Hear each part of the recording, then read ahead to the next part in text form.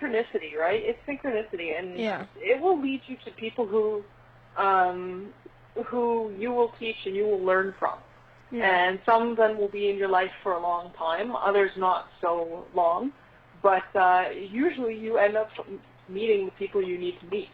Right. And oftentimes it's like one of those things where when you realize it, it's like, how the heck is that even possible, yet it happened? Right. Yeah. My boyfriend here is, he's a Silver Legionnaire too. And the way we met, neither of us ever really expected to meet another person like ourselves. Well, tell us a little bit about the Silver Legion. What is the Silver Legion? The Silver Legion is a non-physical group of light warriors.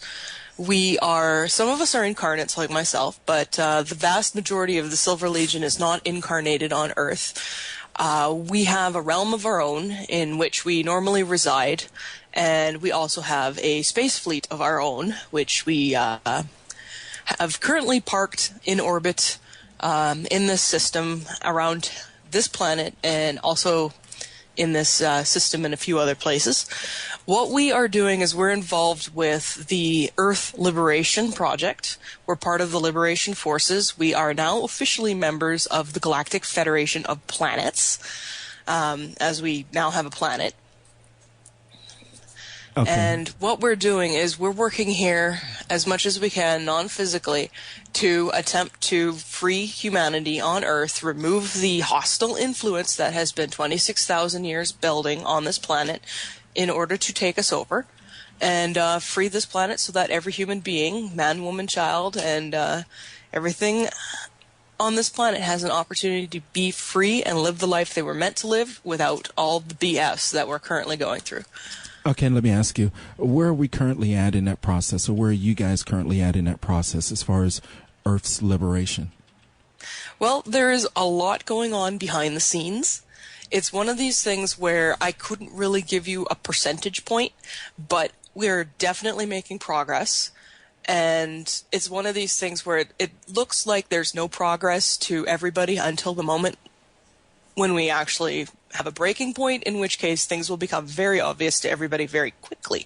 And we haven't reached that point yet, though there's a lot of work going on with a lot of different groups, not just the Silver Legion. A lot of people are doing this work, and we're hoping to see some results soon. I can't give an ETA. This is a war. I'm not kidding when I say it's a war. People have died. People fight. And in a war, any kind of time estimate is an estimate, because you're opposed. When you're opposed, sometimes the other side does things that changes your timelines. Sometimes things have to happen a lot quicker than you expected. Sometimes things drag on and on. So, yeah, I can't give deadlines, but I am going to say that things look pretty good from our end, even if it's not much change from the view of the average participant here on the planet. Tanaath, you mentioned that you guys do have a home planet now. Have you? I know the last time that you were on the show, you had not visited. Have you visited it yet? Well, not in person, like not in my physical body, but yes, I've been on the surface. You've been on the surface, yes, in a non-physical form. And what's it like? It's a combination of desert and ocean. Sweet ocean, not salty ocean. Salt oceans are not common up there, believe it or not. Mostly it's small islands, very Mediterranean climate. The large desert expanses are quite hot. We're talking, well, Nevada temperatures year-round. Lots of beaches. And it's mostly we're using it as a resort and recuperation planet for now. Yeah, explain the term sweet ocean. Well, it's not salty. The oceans here on Earth are salty. The salt concentration of most oceans on this Earth are such that if you drank ocean water, it would kill you. On our planet, the ocean water is not so full of salt. If you drink it, it'd be like drinking from a lake. You'd get some trace minerals that are very healthy for you, and you wouldn't have to worry about salt poisoning. Yes, the planet itself is alive. All planets are alive, including this one. And yeah, the planet Harmony, which is what we've chosen to name our planet. Harmony is very protective of us and doesn't like it when we die. So yes, she does. She doesn't permit us to drown ourselves. Right. Not that anybody tries. I do know that anyone who wants to talk with Harmony on her surface can. It's not always, using your mouth and using English. It's usually telepathic and a lot of times concepts rather than words. Concepts, images, feelings, and things like that. Okay.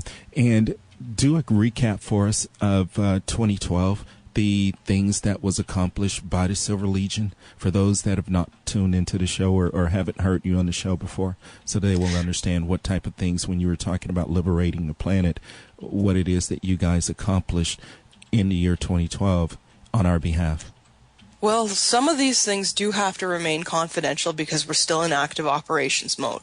But the stuff that I can tell you about, we kind of came on to the scene with a bit of a bang in April when we had some operations involving the grid, in which we worked with some of the people who were doing mass meditations on the planet.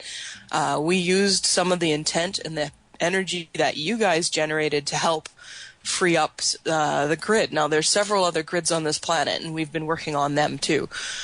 We also destroyed a lot of the leech breeding pits, which are etheric constructs and latch on to people, take their energy, and provoke negative energy by stressing you out and creating negative life circumstances, which then they can milk your energy from. We also found a number of soul prisons and soul traps set up around Earth, including a very large cube just outside the solar system proper in the Kuiper Belt, which we destroyed, freed many, many prisoners, and began the process of, the Andromeda Council began the process of rehabilitating the souls. We do not have the kind of medical manpower required for that kind of work. We are a legion, we're an active army, so we're not a medical service and don't always have the manpower and the ability required to do mass healings on that scale. But we did free them up and get them to the people who could. And we found actually several more different kinds of soul prisons and soul traps set up around Earth. Many of them were designed to basically have passed back down in a cycle of samsara or reincarnation here on Earth after wiping their memory and convincing them that they had to get back down here at all costs, or, they were a terrible person, either fixing mistakes or living a paradise life, neither of which came true. So, we've destroyed a lot of that. Anybody who's passed recently within, I'd say, the last 30 years or so is, unless they came back right away, which is very rare because the process of reconditioning usually takes a number of decades. But if they've passed in the last 30 years or so, they are probably free now in the fourth dimension, able to choose what they're going to do now, whether they want to go to Source and spend some time, whether they want to reincarnate here on Earth or elsewhere, whether or not they want to go to another dimension, that's within their choice now. But yeah, we did a lot of work freeing, and we have also been trying to do our best to pacify certain activities on Earth to make sure that certain outcomes do not come into play. Well, the Silver Legion is a non-physical, spirit realm-based organization of light warriors dedicated to the defense of sovereignty throughout the universe and also throughout the multiverse. We do actions within other universes attached to this multiverse as well. As I said, we are spirit realm-based. That means that we are not physical, and we have varying degrees of difficulty in interacting directly with the physical realm, but we do not have difficulty interacting with extra dimensionals, such as the fourth and fifth dimension, as they're often termed. Okay. So we're military organization. We're warriors. This doesn't mean that we are aggressive. Rather, we are generally involved in peacekeeping and defense as opposed to offensive measures. Right, and you were there from the beginning because you were one of the founding members of the Silver Legion. You talk about two armies that merged initially within the Silver Legion, and you were one of the founding members. Was that in previous lifetimes from the beginning that you were there, or when did you learn about this? Well, I've been part of this one army for a very, very long time indeed, taking breaks basically to incarnate as a human here on Earth. Mm-hmm. Okay. The Silver Legion itself formed within my lifetime, and within the lifetime, I would say, of most of the listeners here, if you're over the age of 10. We formed at about 2003-ish, 2004-ish, as the Silver Legion per se, but the groups that initially made up the Silver Legion were around for a lot longer than that. We have been extremely busy on the non-physical side. We continue to attempt to secure the space around Earth to make sure that there's no invasions. Anything that's getting through is basically using backdoors to get to the surface. And the thing about those is that backdoors don't really permit full invasion scale movements. They're kind of limited in their flow. So that's a good thing.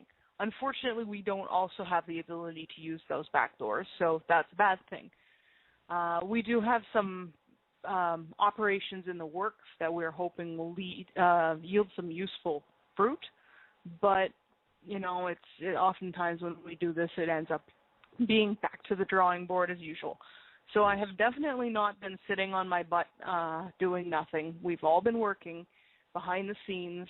Unfortunately, due to operational constraints, I can't discuss details and specifics of what we've been doing, but we are attempting to take down the Matrix, and we are attempting to basically take down the prison that's been put up. Now, what you got to realize when we're talking about this is that there was a seriously monumental effort made into ensuring we could never, ever land and never, ever interact, and ensuring that any kind of positive effort would fail. Fortunately, all of that hinged on us not knowing what the actual source was of the underlying problem. We've discovered that since, and that does make it a lot easier to begin the very arduous, long process of taking down all this crud. It usually comes out in discussion. Like I don't run around talking about this. I learned when I was when I was much young, I learned that it wasn't a good idea to tell a lot of people right who and what I am, because most people aren't ready for it. Absolutely. At best, I might get somebody rolling their eyes and thinking I'm just a bit of an oddball. At worst, they might think I'm absolutely crazy and get combative with me, or if they take me seriously, the worst case scenario is they start thinking I'm devil worshipping or something like that. And no, something I learned to keep a lid on, and that's why I say this is often synchronistic, because I don't talk about it. Right. Yeah. Sometimes it'll come out with people I trust, and that's when the weird stuff starts happening, because all of a sudden they'll start saying things that are similar, and we'll realize, oh my God, that's awesome. Yeah. We've got a commonality here that's bigger than either of us expected. And it's happened a few times in my life.